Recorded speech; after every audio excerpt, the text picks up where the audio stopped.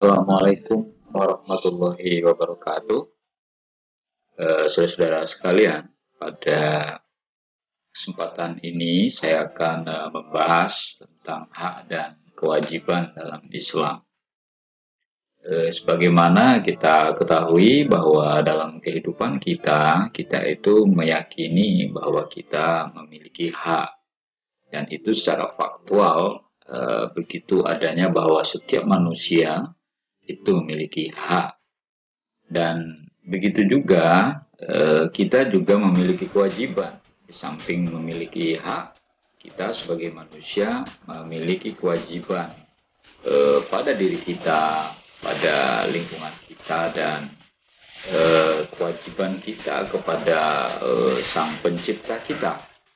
Nah, lalu bagaimana sesungguhnya dalam perspektif agama Islam antara hak dan kewajiban tersebut. Saudara sekalian, antara hak dan kewajiban, kehidupan manusia berlangsung dalam kehidupan sosial masyarakat yang mengharuskan setiap individu bekerja sama satu sama lain. Untuk itu diperlukan ada regulasi terkait tentang hak dan kewajiban itu.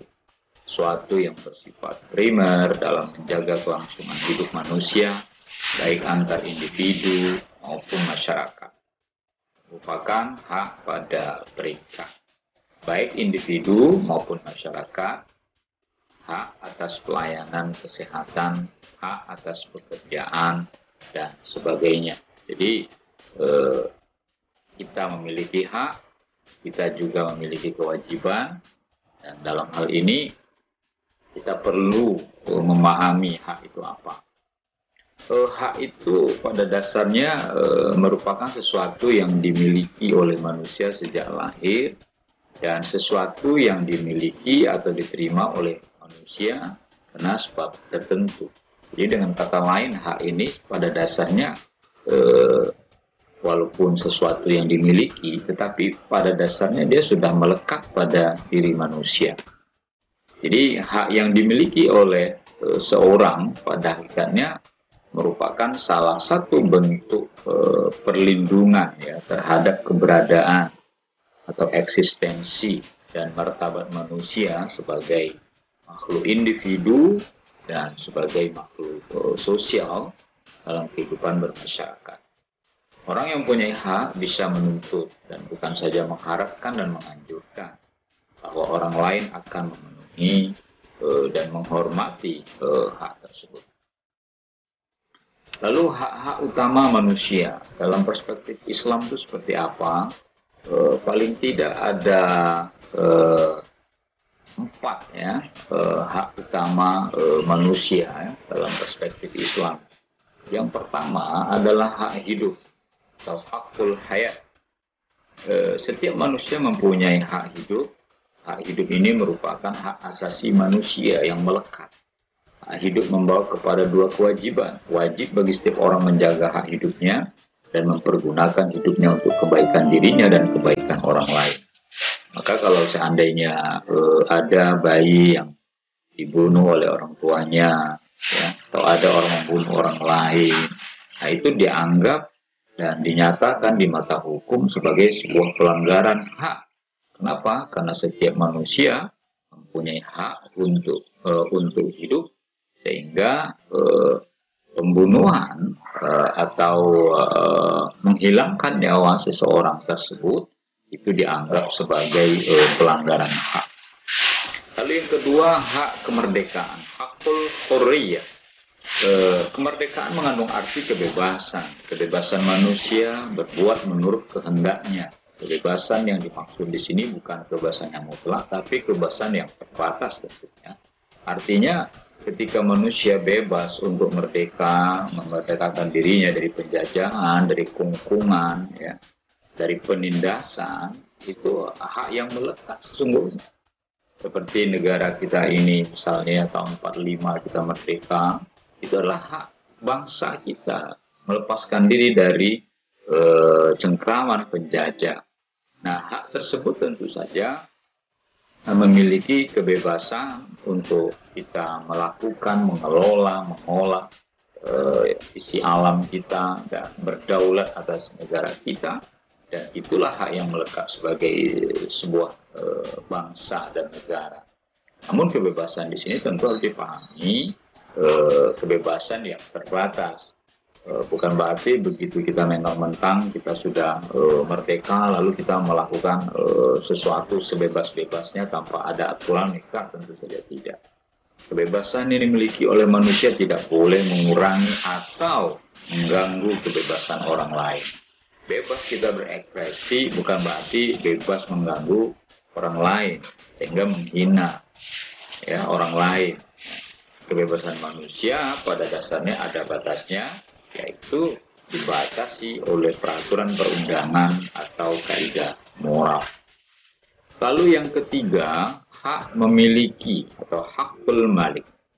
Manusia dapat hidup sejahtera jika ia mempunyai alat atau sarana untuk mencapai kesejahteraan itu. Oleh karena itu, maka dibutuhkan adanya hak memiliki sesuatu. Hak milik ya dapat dibedakan menjadi dua macam, hak milik perseorangan dan hak milik umum. Hak milik perseorangan itu hak milik yang dimiliki secara penuh oleh seorang, di pakaian, rumah, penghasilan, ya, properti dan segala macam. Sementara hak milik umum itu hak milik yang dimiliki oleh negara dan diserahkan kepada badan institusi untuk mengaturnya, seperti sarana transportasi umum, ya, perusahaan listrik, perusahaan negara, dan segala macam. Nah, hak memiliki ini adalah hak yang melekat juga pada manusia. Sehingga dia dilindungi oleh undang-undang. Tidak boleh ada orang lain mengambil hak milik orang lain. Dan tidak ada larangan seorang untuk menjadi kaya atau memiliki harta yang lebih. Nah, karena itu hakul malik ini atau hak memiliki ini dilindungi oleh undang-undang. Saudara sekalian, lalu yang terakhir yaitu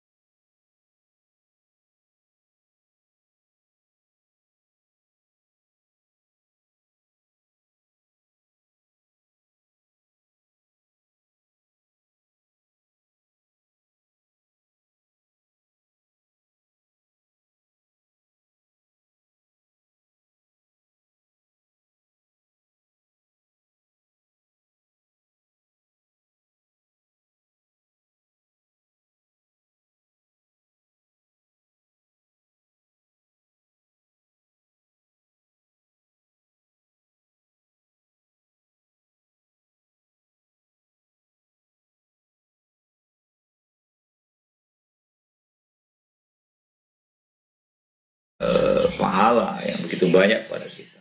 Sebaliknya kalau kita kufur atas nikmat Allah itu, kita tidak pandai bersyukur, maka Allah beri punishment terhadap kita.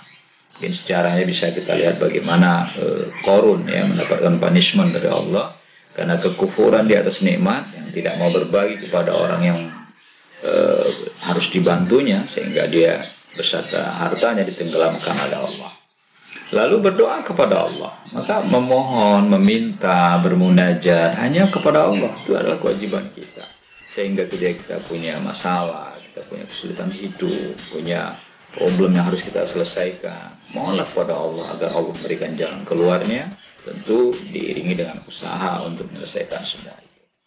Berikutnya adalah berzikir dan menyebut nama Allah. Perbanyak berzikir, menyebut nama Allah, itu adalah kewajiban kita kepada Allah. Dimanapun kita berada, kita bekerja, kita ingat Allah, kita istirahat, kita ingat Allah, kita beribadah, apalagi tentu kita ingat kepada Allah. Dan yang berikutnya berserah diri kepada Allah dan ridho pada takdirnya. Kita harus memasrahkan diri kita kepada Allah. Yang penting kita berusaha keras dalam hidup kita, lalu kita pasrahkan hasilnya seperti apa, biar Allah yang menentukan. Yang penting kita usaha. Dan tentu saja diiringi dengan sifat ridho kepada takdirnya. Apapun yang kita hadapi, yang kita terima, atau fakta yang kita alami, itu adalah merupakan ketentuan Allah. Walaupun kita pengen A, taunya dapatnya B. Ya, kalau memang Allah memberikan seperti itu dan kita sudah berusaha sekuat tenaga, lalu hasilnya Allah memberikan yang tidak kita harapkan, ya berarti mungkin belum saatnya. Kita harus bersabar. Misalnya kita terlahir dari orang yang merasa dirinya tidak kaya, merasa dirinya tidak cantik, merasa dirinya punya banyak kekurangan.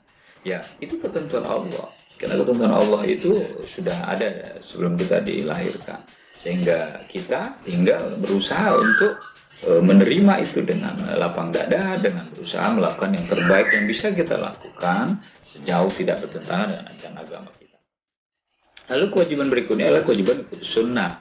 Rasulullah SAW bersabda, wajib bagi kalian untuk mengikuti sunnahku dan sunnah khulafaur rasyidin. Sesudahku, berpegang teguhlah dengannya dan